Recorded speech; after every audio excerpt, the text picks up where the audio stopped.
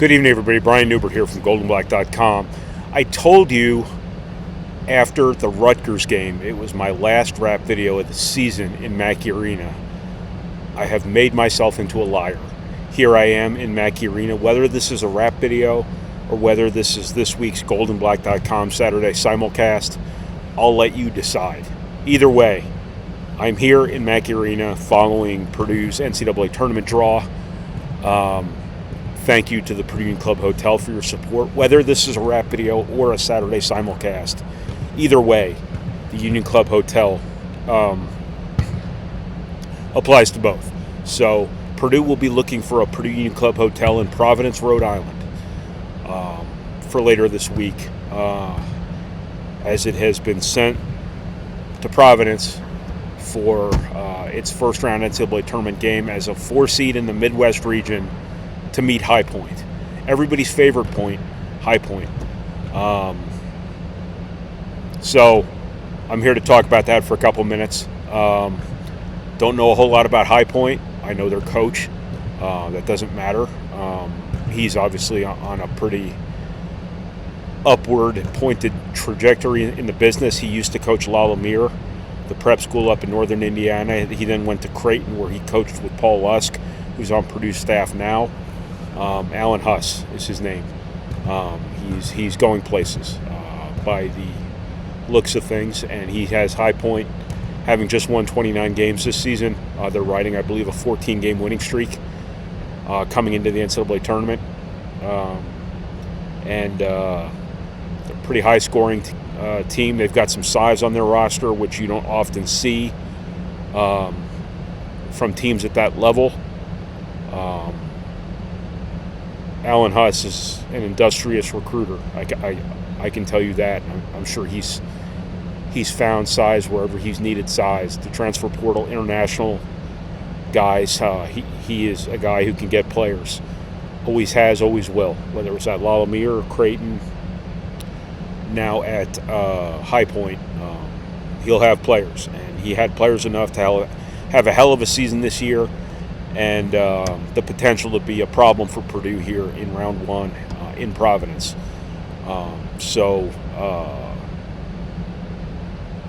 Early on, this is more about Purdue's angle here than the opponent, since Purdue doesn't know a whole lot about the opponent quite yet. I don't know anything about the opponent other than what I've already told you. Purdue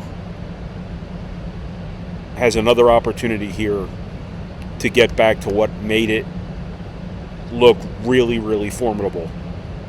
Formidable or formidable? That is one of those words that gets pronounced two different ways, and it drives me nuts. I like formidable.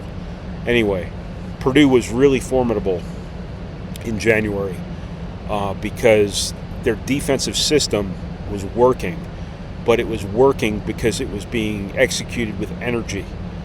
I don't mean like electrocution. That sounded like some sort of death penalty. I mean, Purdue was, the ball gets here, Purdue's here in help, just like that. Guys were getting to their spots immediately. Hands were always up in the air. Guys seemed to be chirping and talking and being demonstrative, and Purdue had a real energy about it back in January from a defensive perspective.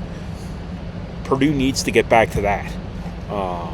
It needs to be better on the ball pressure. That you remember, Purdue played Michigan here in Mackey Arena some weeks ago and embarrassed Michigan because their guards completely lit Michigan's guards up, pressured them, took Michigan out of the game from the get-go. They turned the ball over left and right. Now, transpose that in your mind. Transpose or juxtapose, either one, with what you saw at the Big Ten tournament this week, where Michigan basically did whatever it wanted, got the ball wherever it wanted it, basically toyed with Purdue's help. Purdue just needs to get back to first game Michigan form versus last game Michigan form. And that's not a new issue. That's been going on for the better part of 6 weeks. If you're of the opinion that Purdue has no answers right now for finishing the season, losing 6 games out of their last 9, what I wrote after the game the other night, I think was pretty profound and pretty well articulated. I may say so myself. I did it in a sick, coughing fog at 2 o'clock in the morning, which turns out when I do my best work. But I think Purdue had answers. Purdue had the answers to its limitations defensively back in January, but those answers had a shelf life. And once that shelf life was met, once Big Ten coaches figured out what to do and how to do it, that happened to dovetail with Purdue not playing with the same energy it did in January. And what you've seen is what you've gotten here the last 6 weeks.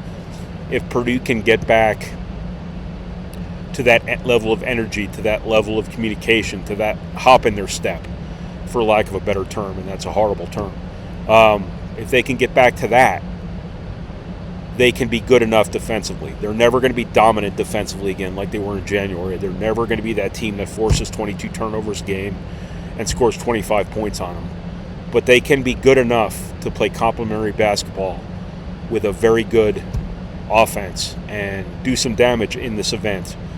Or they can just give up 100 points, have a bad shooting game like they did against Michigan, and you'll get more of the outcomes that have been more frequent than not here in the last 6 weeks against the better teams on your schedule in the Big Ten. That's an important note to add to that. Had Purdue played all of its best opponents in the Big Ten when they were on top of the world defensively, the season plays out differently. But, what was the if a frog had a tail, would it bump itself in the ass when it jumps? Whatever that term was in Wayne's World. Anyway,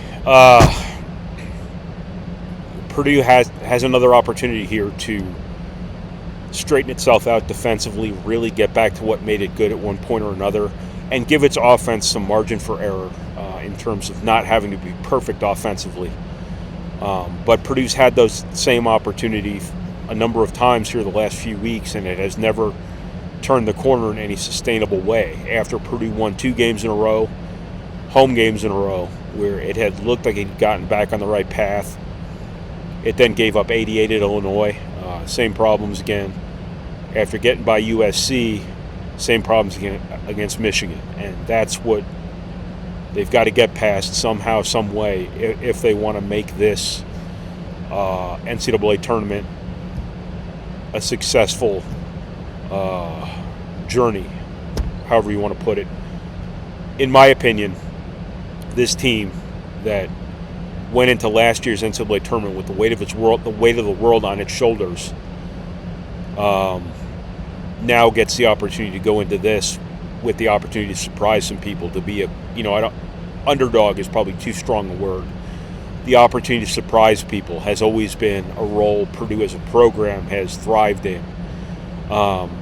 Last year's team, again, had the weight of the world on its shoulders, handled that beautifully.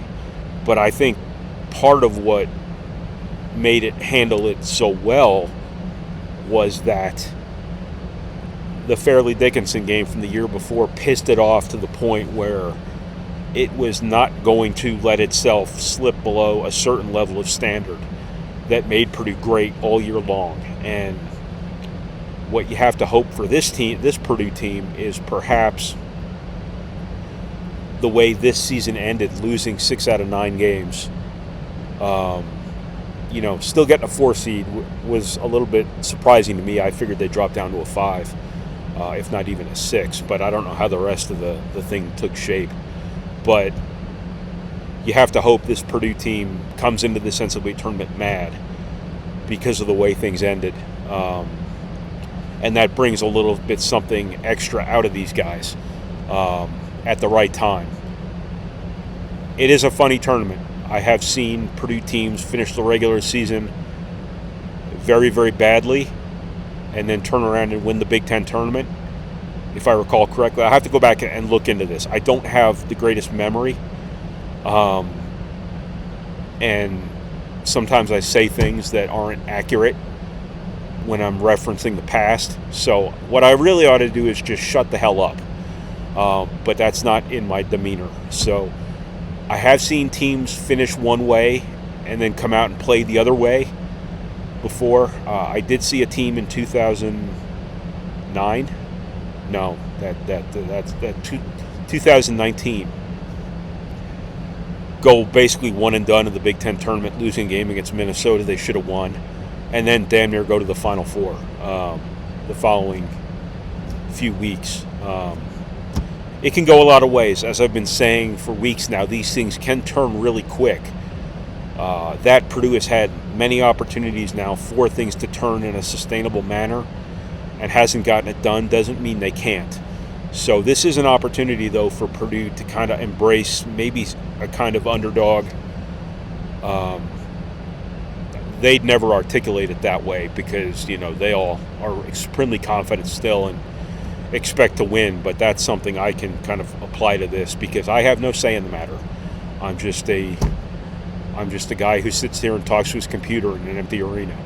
So people will most likely count Purdue out because of the way the season ended, because of the season-long, they don't have Edey anymore stuff. And, Purdue's, for a while there was bucking all of that. And then it kind of came crashing down here the last couple weeks. If finishing 22-11 can be counted as it comes crashing down. They fell out of the Big Ten regular season race.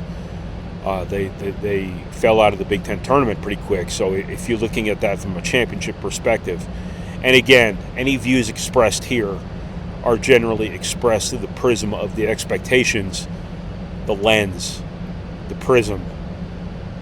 Lens is a better word. The lens of the expectations Purdue itself has set because they've been so damn good for so many years now. Basically one of the best programs in college basketball for the last 5 years. NCAA runner-up last year, multiple-time Big Ten champion, things like that. Number 1 3 years in a row prior to this one. So that's the standard that, Purdue gets held to. And by that standard, people will not look at Purdue that way this year. So maybe that's, and again, these nebulous people I speak of don't matter. But it is an opportunity for Purdue to come out and, quote unquote, shock the world. Whatever they need to internalize to motivate themselves to get back to the standard that they have lived up to in the past and would need to live up to right now to be able to get to this NCAA tournament second weekend, if not beyond, go for it. This is a team that has, with personalities who have long thrived on disrespect, and if they're looking for disrespect right now, it's probably not hard to find. I don't know. I don't go seeking out disrespect anymore. It's not good for your mental health. But I think for these guys in some way, shape, or form, when betting lines come out, they should not be looking at that stuff. Let me say that first and foremost. That was me making a comment off the top of my head, like I do in these stupid videos left and right. But when you look at, I'm sure somebody's already gone on national television and pegged Purdue as a popular round 1 upset pick because High Point is hot right now and Purdue is not necessarily hot right now. I'm sure they can go find it. But Purdue will not be in a lot of Final Four brackets this year. And that's fine. That's an unreasonable expectation, I think, this year. And that's why I thought the Big Ten tournament mattered more this year than most others, was because you don't know what your biggest fish to fry is this year now that the Big Ten regular season title has gone by the waysides. But long story short here, Purdue is very capable of doing damage in this event. These things can turn around very quickly, but if you're of the belief that the real version of yourself is the last version that you have shown people or people have seen of you, then Purdue, obviously has something to prove here. Because the regular season and the beginning of the postseason did not go terribly well for this Purdue team and all its experience, having been through all of this last year before, from Braden Smith to Fletcher Lawyer to Trey Kaufman-Rand. Fletcher Lawyer seems like he's going to play based on what we're told here, which is that's even in the conversation is really good news after you saw him walk off the floor the other night with basically a limp arm. That looked like a broken elbow if I've ever seen one. But apparently that's not the case. It's being called a sprain. So I'll just go with sprain. But point is, he seems to be okay. After a couple days, he won't practice right away, but he'll be able to practice in time for the game, and then, as is expected, play in the game. So that's huge news for Purdue. We'll see how effective he can be, obviously, and we'll see if Purdue's in a situation here where they just have to keep outscoring people.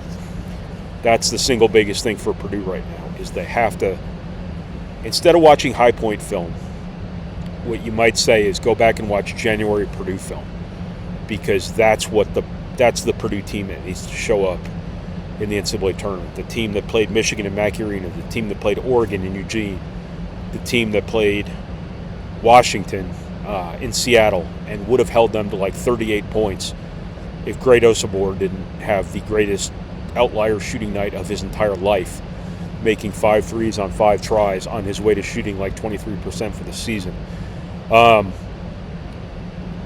That's the Purdue that Purdue needs to be in order to do something of meaning in this NCAA tournament. So that's what I got. I will talk to you guys again